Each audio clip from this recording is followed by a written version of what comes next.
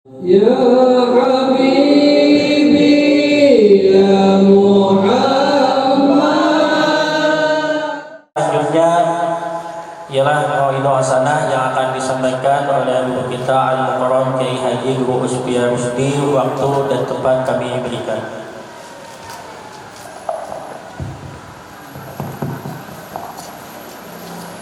Al-Fatihah.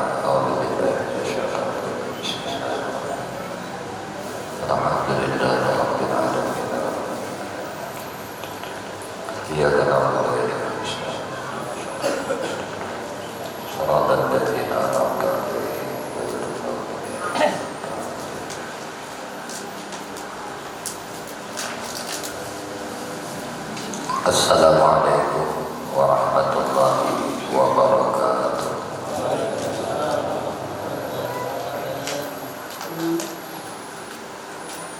Bismillahirrahmanirrahim. Alhamdulillahilladzi asra bi 'abdihi lailan ilal masjidil haram ilal masjidil aqsa alladzi barakna hawlahu linuriyahu min ayatina innahu huwas samiul basir. Asyhadu an la ilaha illallah wahdahu la syarika lah wa asyhadu anna sayyidana Muhammadan abduhu wa rasuluh la nabiyya ba'dahu. Allahumma salli wa sallim wa barik ala sayyidina Muhammadin wa ala alihi wa ashabihi wa azwajihi wa dzurriyyatihi ila yaumil qiyamah. Amma ba'd. Qala Allah ta'ala ya ayyuhalladzina amanu taqullaha haqqa tuqatih wa la tamutunna illa wa antum muslimun. وقال حبيبنا صلى الله عليه وسلم الصلاة عماد الدين ومن أقامها فقد أقام الدين ومن تركها فقد حجب. وقال حبيبنا صلى الله عليه وسلم أيضا الصلاة معراج المؤمنين. وقال حبيبنا صلى الله عليه وسلم sallu kama ra'aytumuni usalli. Sadaqallahul azim wa sadaqa rasulul karim wa nahnu 'ala dzalika minasyahidin. Walhamdulillahi rabbil alamin. Puji syukur mari kita aturkan kehadirat Allah Subhanahu wa ta'ala. Syukur alhamdulillah pada malam hari ini kita sama-sama ditakdirkan Allah berkumpul berjamaah beretika di dalam langgar yang mulia dengan niat yang sama, tujuan yang sama, maksud yang sama, yaitu mentaklimkan junjungan kita Nabi Muhammad SAW, dan kita memperingati Isra dan Mi'rajnya Nabi kita Muhammad SAW pada malam hari ini. Semoga berkumpul kita berjamaah beretika kita di dalam langgar yang mulia ini, Allah Subhanahu wa ta'ala senantiasa memandang rahmat dan barakah lawan kita insyaallah. Amin. Allahumma amin. Salawat tarihi salam tercurah terlimpah selalu kepada junjungan kita Maulana kita Nabi besar Muhammad sallallahu alaihi wasallam, juga kepada para keluarganya, para sahabatnya, para zuriat keturunannya dan para pengikutnya ila akhir zaman. Allahumma shalli ala sayyidina Muhammad wa ala hadirin wal hadirat, kaum muslimin wal muslimat, Bapak Ibu sekalian, saudara-saudara yang dimuliakan dan dirahmati oleh Allah.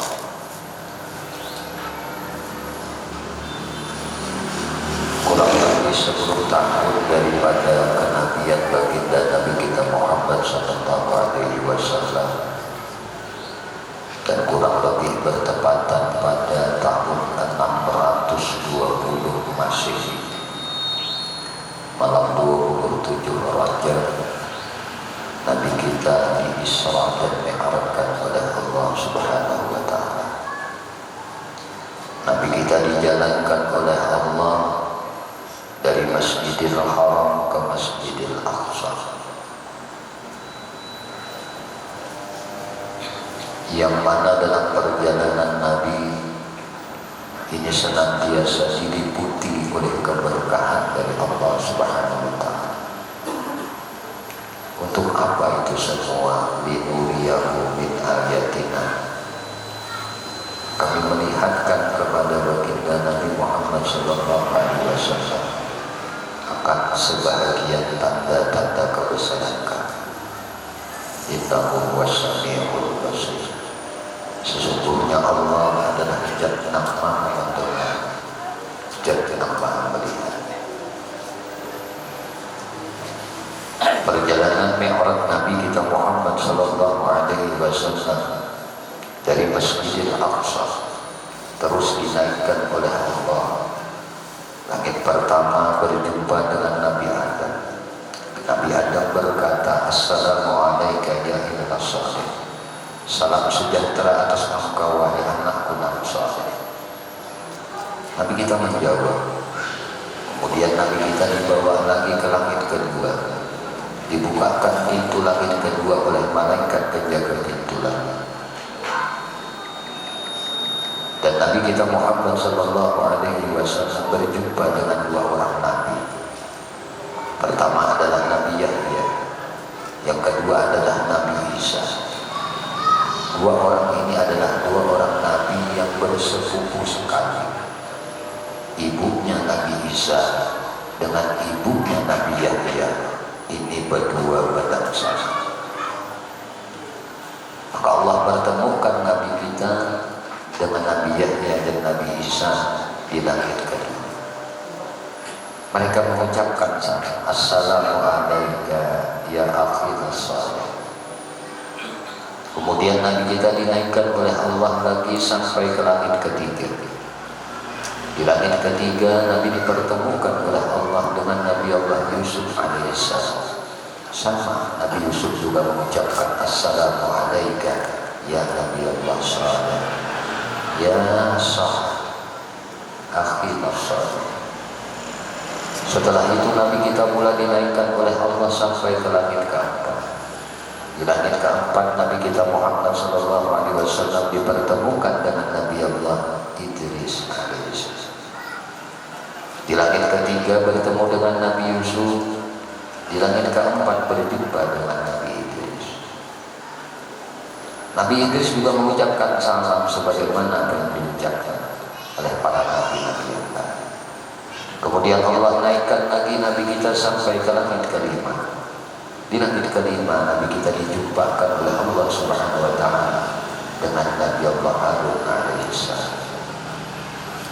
Nabi Harun juga sama mengucapkan salam kepada Nabi kita.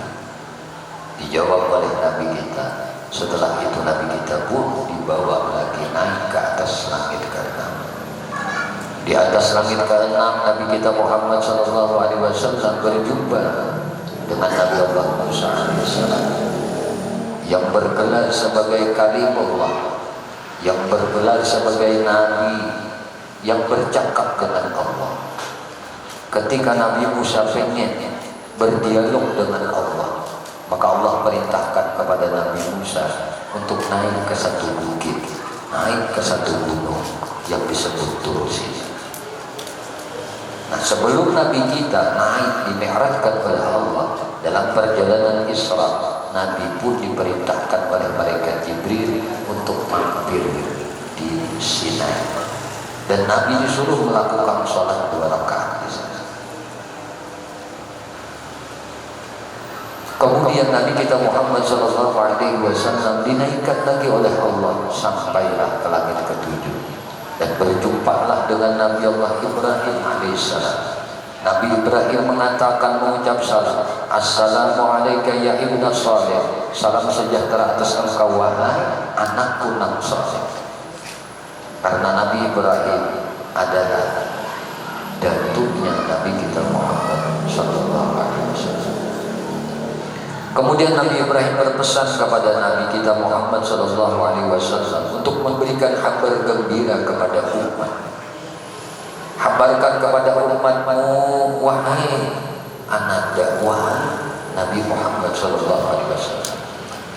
Habarkan kepada mereka bahwasanya tanah surga itu sangat luas. Tidak ada gunung, rata, luas, subur.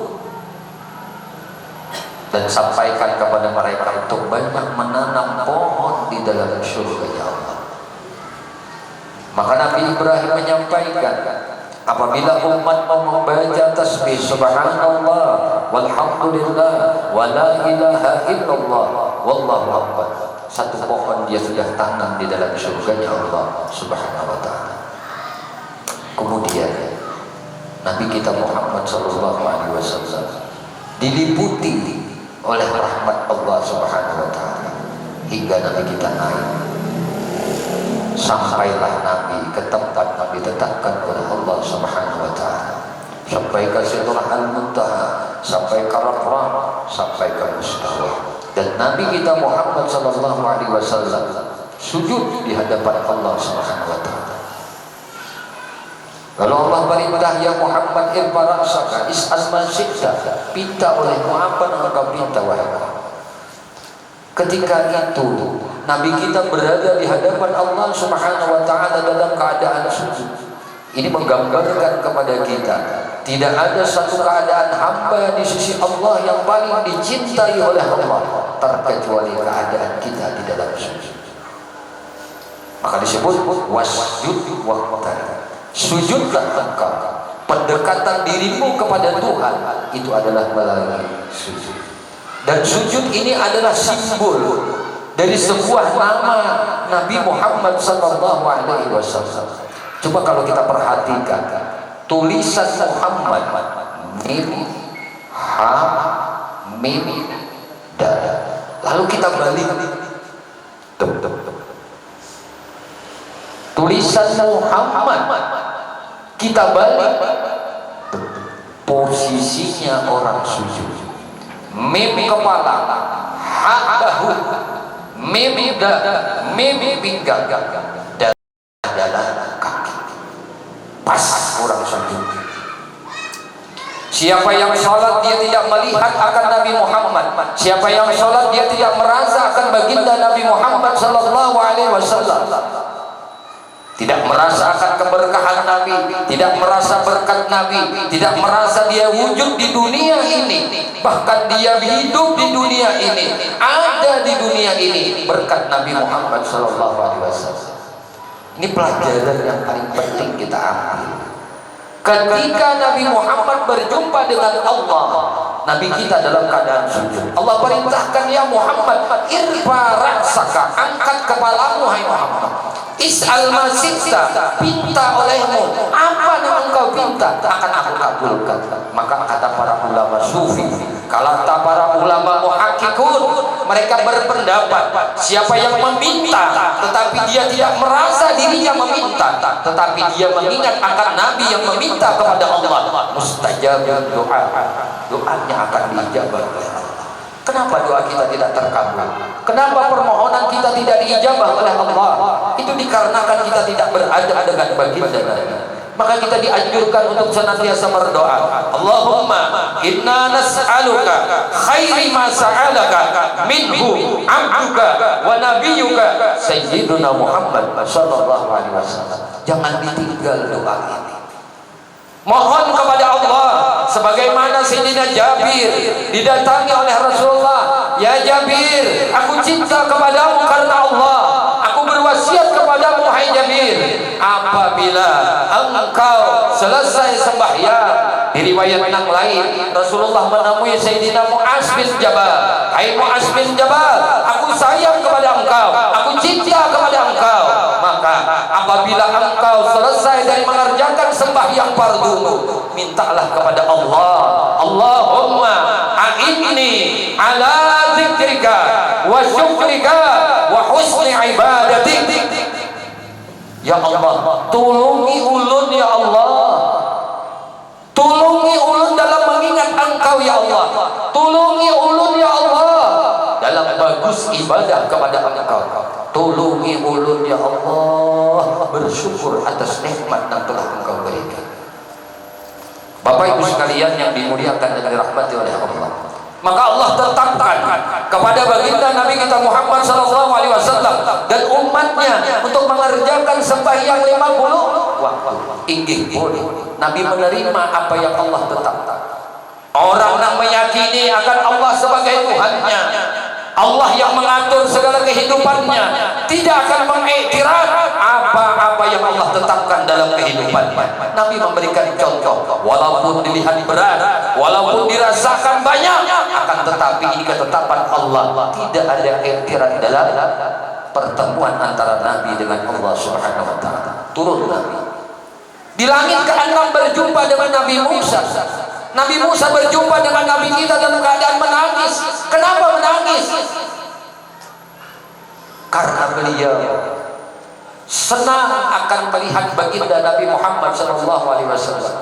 Nabi Musa berkata, wahai Muhammad, umatmu adalah umat yang terbesar penghuni surganya Allah Subhanahu wa taala. Sampai Nabi Musa pengen menjadi umatnya Nabi kita Muhammad SAW. Tapi kita kurang bersyukur dijadikan oleh Allah sebagai umat Nabi Muhammad. Di kita salat, kita tidak merasakan kita salat ini berkat Nabi Muhammad. Jangankan merasakan berkat Nabi Muhammad, berdiri saja kita lupa dengan Nabi Muhammad. Berjalan kita lupa dengan Nabi Muhammad.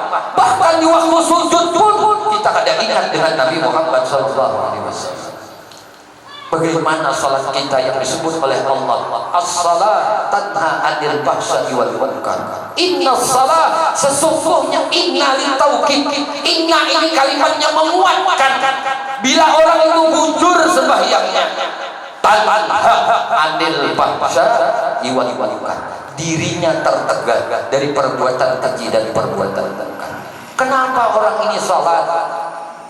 Zuhur salat, asar salat, maghrib salat, isya salat, subuh salat, tapi maksiat tetap jalan. Ini perlu dipertanyakan bagi kita. Kenapa aku ini salat, subuh salat, zuhur salat, asar salat, maghrib salat, isya salat? Kenapa mencuri masih kulakukan, menipu masih kulakukan, berzina masih kulakukan, minum minuman khamar masih kulakukan, mabuk-mabukan masih kulakukan, menghina orang masih kulakukan, mencaci orang masih kulakukan, merendahkan orang masih kulakukan, bahkan memandang orang sangat hina dan rendah di sisinya. Model kayak gini aja pun surga. Bila ada hormat lawan ini ada masuk surga. Bila ada takzim lawan ini ada masuk surga.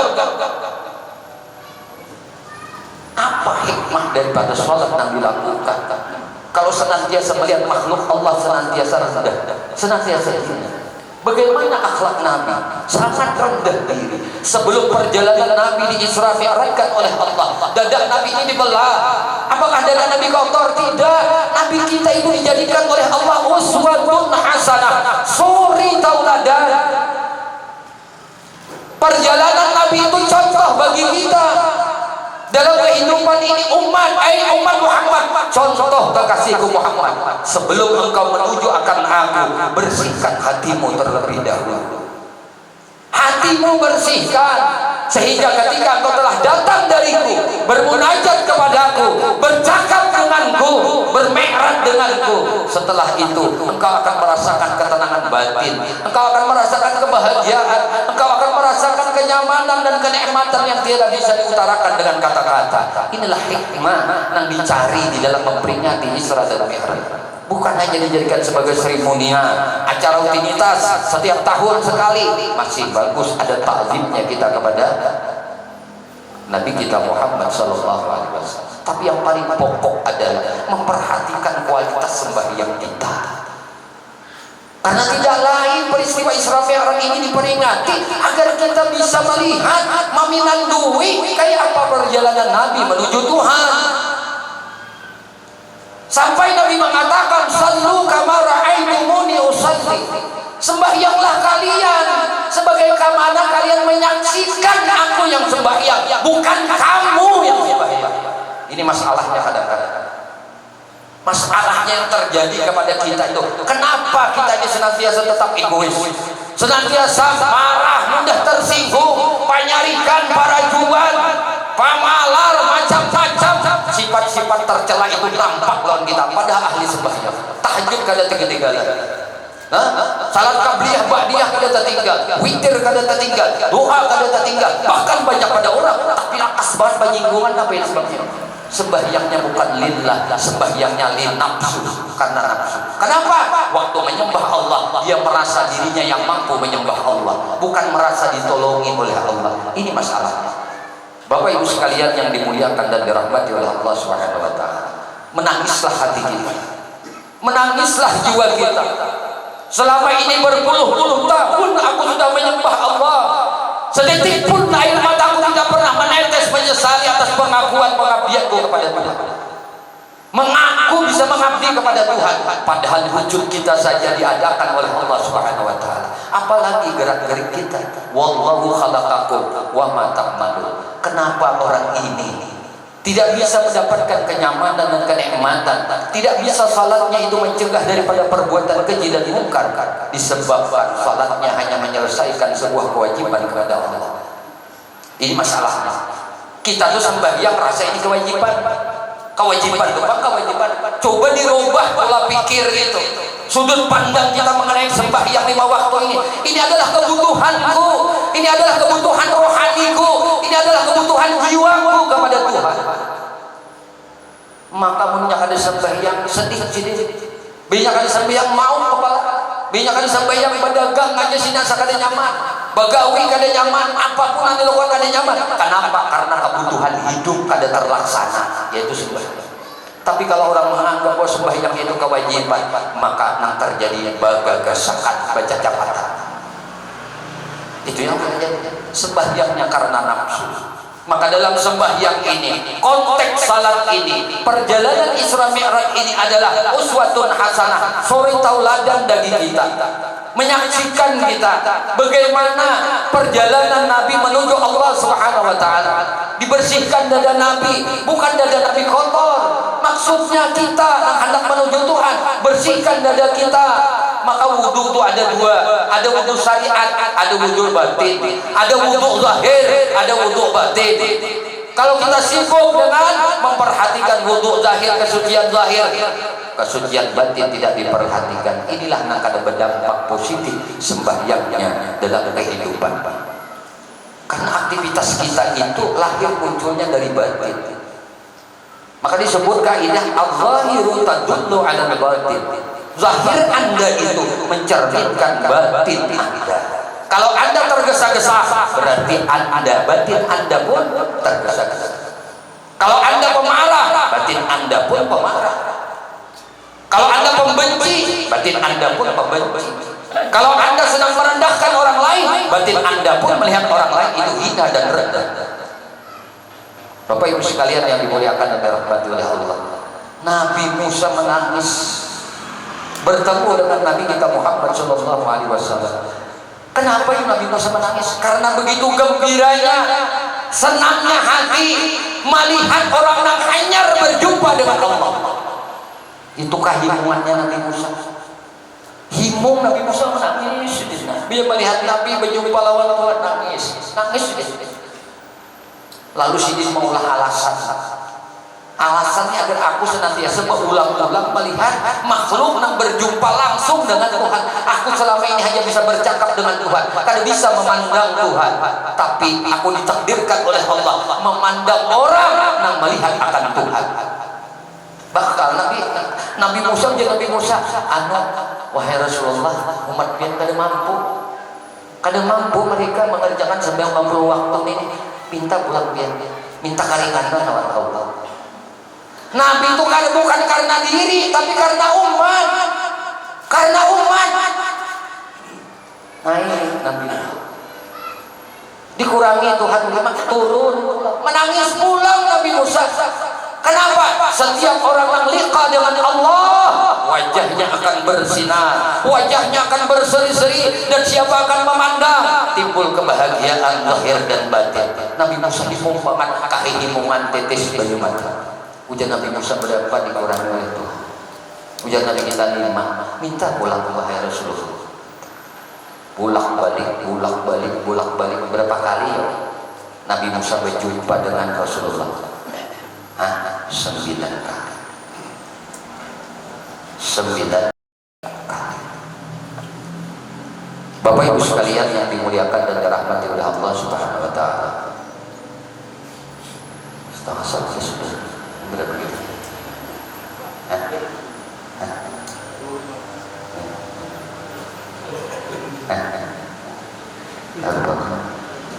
Ulun ini kadang model bandir itu nyari supaya mengantuk gitu.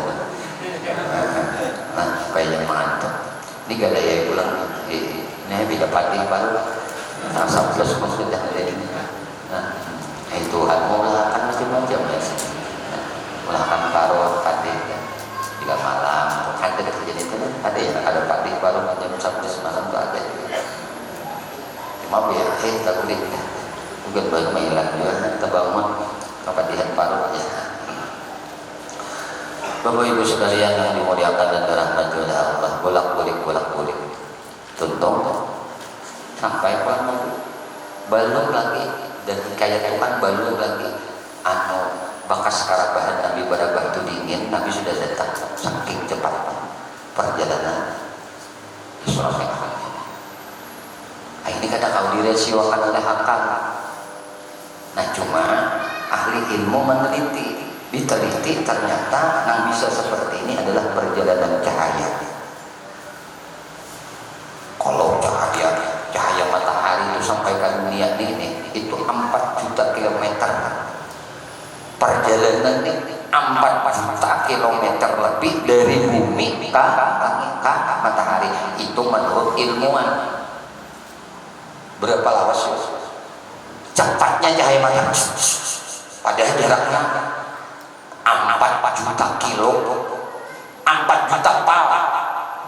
Tapi nagaran perjalanan cahaya tidak ada.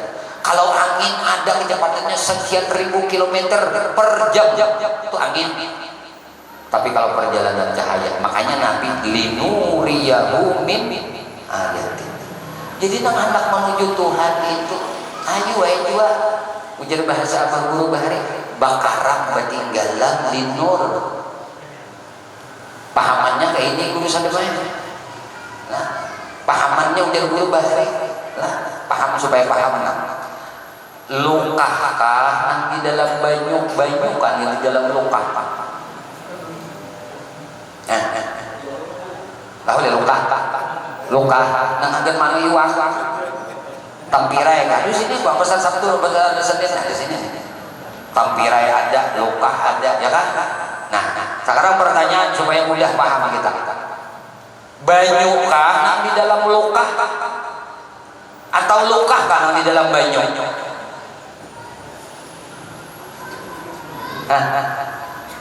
Iya kan? Nangaran lukah tuh tinggalan di banyu, bukan banyu tinggalan di lukah. Nangaran hamba pun disuruh bertinggalan lawan nur, bukan nur bertinggalan lawan hamba. Hamba yang disuruh bertinggalan lawan nur. Inilah yang disebut cahaya. Ilmiah sudah.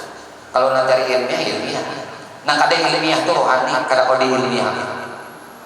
Nyadi juga bahkan gua gerutu pandi-pandi di mana jalan Nur Muhammad itu ya ada. Pulang anak percaya silakan, anak kadang ada datang dari mana ilmu ini satu. Mun kita dewa orang belajar ini belajar apa guru sekompol, guru-guru mata pura itu banyak. Menurut lah belajar apa guru sekompol, abah seorang lawan kai, lawan marina lah. Bahwa guru-guru banyak kan guru yang melajari jalan. Nah ini metode kita untuk menuju Tuhan. Coba diperkirakan bagus malaikat Jibril itu bahan bakunya apa ya? Cahaya nur. Mikael nur, Israfil nur, Burak nur. Nabi kita Pak nurun ala nurin cahaya di atas cahaya, sumber dari segala cahaya itu Nabi Muhammad. Kawali kita ini bukan ada bertinggalan di cahaya. Anda ke sana membawa awak lampu tahir ini, mata betahir, hidung betahir, telinga betahir, pusat betahir, burit dahnya. Inilah yang anak merah itu ada bakal. Maka disuruh kita bertenggelam, bertenggelam, berhilang, berlenyap, hilangkan diri.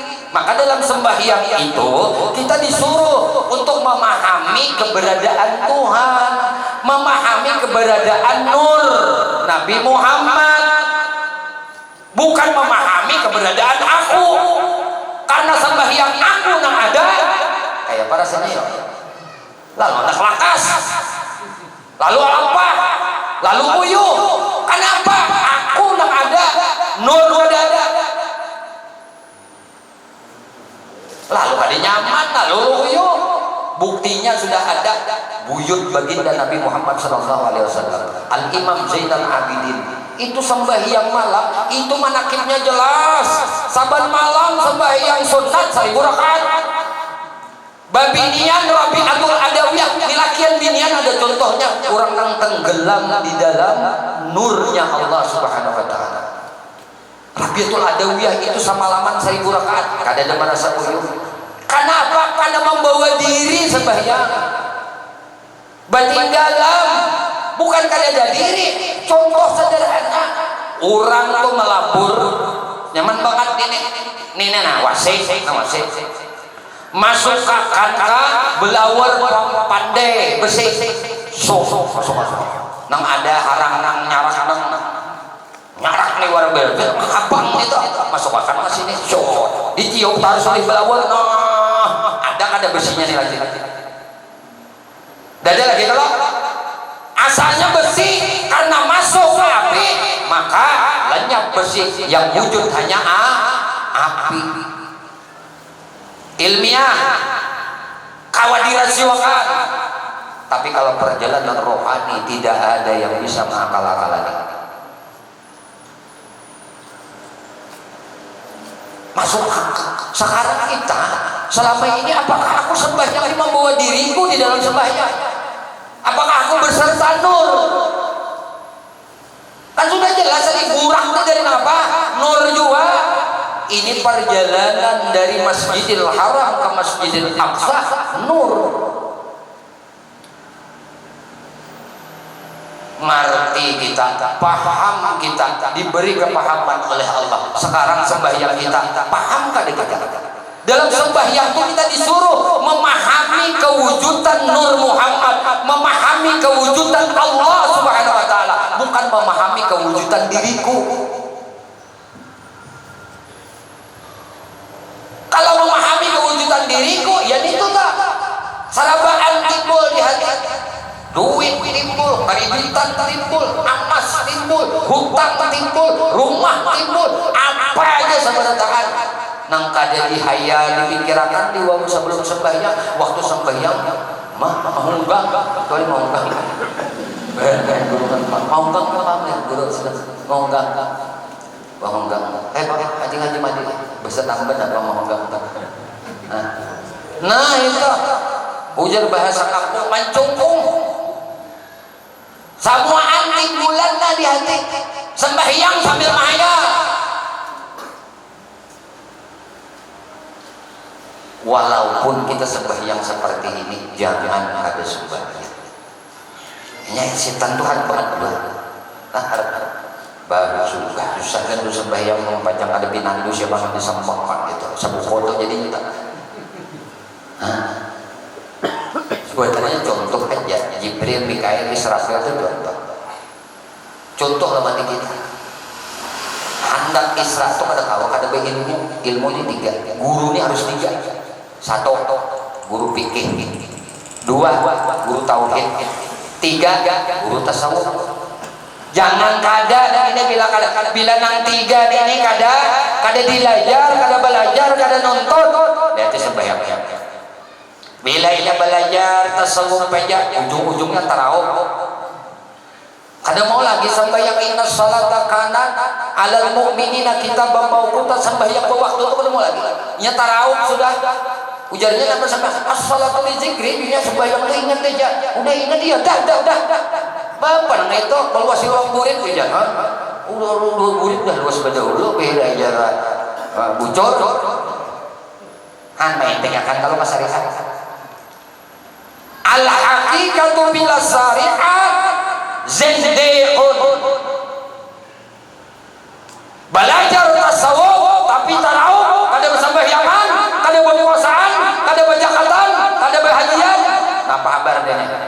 Zindiqun. Zindiq di sisi Allah. Islam indan nas, kafir inda Allah. Allah kada mampuinya beriman. Minyak pulau-pulau udah Islam, udah iman, bayang itu apa kada sembahyang masuk orang dalam surga. Oh, Arabnya kada sembahyang masuk orang dalam surga, sembahyang. Ingatnya itu nah, biar ke surga kada ingat Tuhan, biar di neraka kada ingat Tuhan. Nyaman kalau masuk neraka. Kan cuma kada sembahyang, muntahan dengan neraka Allah. Allah sediakan dua neraka, satu neraka sakar, dua neraka wail. Neraka sakar tuh orang kada bersembahyangan belum timbai ke situ. Tahu kalau sudah Nabi menghabarkan paling ringan siksa neraka sakar itu, ringan paling ringan nih azab neraka itu, sandal neraka itu dipasangkan di betis. Biar dipasangkan di betis, parut menggurak, kepala menggurak, mendidih, parut mendidih, dada mendidih, otak mendidih. Semenit kada sampai tahambur parut saking panasnya terompah sandal neraka. Sekarang mun ikam kada wani, mun ikam handak tarasa kada usah lagi neraka. Coba aja di dapur tuh katik kompor gas sampai biru apinya bedadak di situ, tahan kada? Binyak kada tahan, juga kada sembahyang fardu. Aduh, sanang kompor gas itu puting rokok aja buka. Apalagi kompor gas apinya nang hijau itu bedadak situ. Jangankan salawar tapi bulunya habis. Jadi nyaman aja. Kita tuh ada keluarga sembahyang, anak kada sembahyang. Oh, nah, nyawa nikah tahan kah? Nyawa abah izinnya aja kada sembahyang ikam. Mama izinnya aja kada sembahyang. Minanto, abah izinnya aja kada sembahyang. Cucu, ikam abah izinnya aja kada sembahyang. Bedangkak dulu kompor gas nah abah menghidupakan napinya. Tek. Biar ikam tahan sama nih. Aja kada bisa sembahyang seumur hidup. Hanya bantah. Narapi dunia aja takutan lebih 100 kali dicuci dengan baju kering diandak ke dunia, kerikil neraka itu diandak ke dunia yang sudah lebih 100 kali direndam kering lautan andak ke dunia, imbah diandak di dunia. Napa dipilih pulang dunia itu nang mana gunung paling kena itu andak kerikil neraka yang sudah dibasuh 100 kali tadi diandak di situ dah di gunung paling ganas tadi meledak jadi abu gunung yang paling ganas tadi. Bersegera malaikat Jibril ambil itu kerikil neraka, kalau ada dunia ini hancur diambil. Kenapa yuk Nabi Adam hendak memasak di dunia ada kawan itu aja asal matiin api ini diadakan ke dunia jangan tidak ada bahagian mungkin di surga ada bahagian apa semua jadi. Oh masak temannya surga ya tuh kadang pengen juga ayo aja sembahyang ke surga ayo aja sembahyang takutan di neraka ayo aja bujur sembahyangnya sembahyang berpikir guru ada kitab dibaca aja taruh di sini banyak ulama banyak guru baca fikih ada baca sabilan ada baca ianah ada baca fathul karim ada baca tangga ibadah ada mulai nang nol membedakan banyak sudah ada guru-guru kitanya nggak boleh kitanya nggak ada. Jangan dianggap enteng karena al ilmu nur, ilmu itu cahaya. Kalau madahkan ilmu fikih itu kulit, ada li isim kadar kulit, pikir-pikirakan, jangan dibungulinya. Ini bisa banget setan tuh bunguli, bapak jemaah kulit, penting isi, kayak pembagus ini tuh isi itu boleh baik-baik kulitnya kan ada. Isi itu diliputi oleh kulit supaya bagus. Di dalam isi itu mengandung rasanya tuh macam-macam.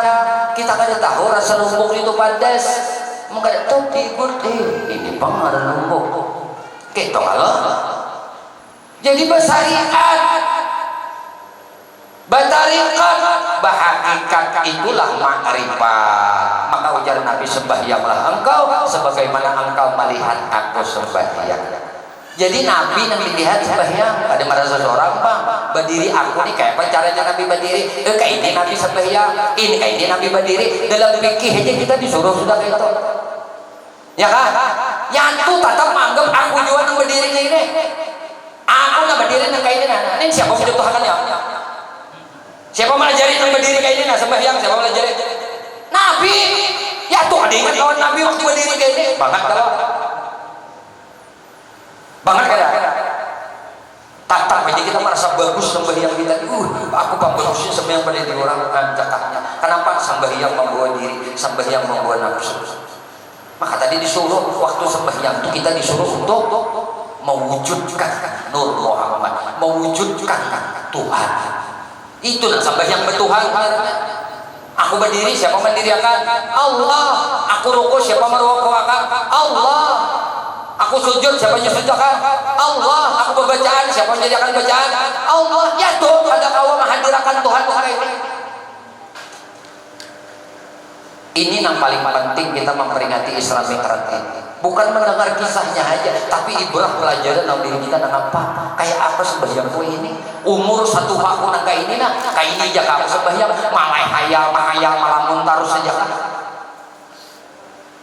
Rasa akan karunia Tuhan, rasa akan berkah baginda Nabi Muhammad SAW di dalam sembahyang. Karena jam 11 sudah kena kawan juga tidak ditangan. Bapak loh udah lagi tadi sudah. Ini patih parut juga. Nah get sini aja, nah get sini aja biar ada buku bagus. Nang intinya napa kita disuruh untuk membagusi sembahyang kita. Nang sekali sembahyang itu nilainya 10 2 kali 20 sampai 5 kali 50 tetap ya takdir Tuhan 50 waktu kita asal bujur sembahyangnya. Enggak ada bujur sembahyang nang 10 itu diberi Tuhan sembahyang mau umpatin Nabi. Itu aja dah simpulnya nanti kita. Mudah-mudahan Allah Subhanahu wa taala mengabulkan hajat kita berantakan. Allah mengampuni segala dosa dan kesalahan kita. Allah mengistiqamahkan kita di dalam taat ibadah kepadanya. Semoga Allah Subhanahu wa taala kelak nantinya mematikan kita pada taat dalam keadaan husnul khatimah bi syafaati Rasulullah sallallahu alaihi wasallam.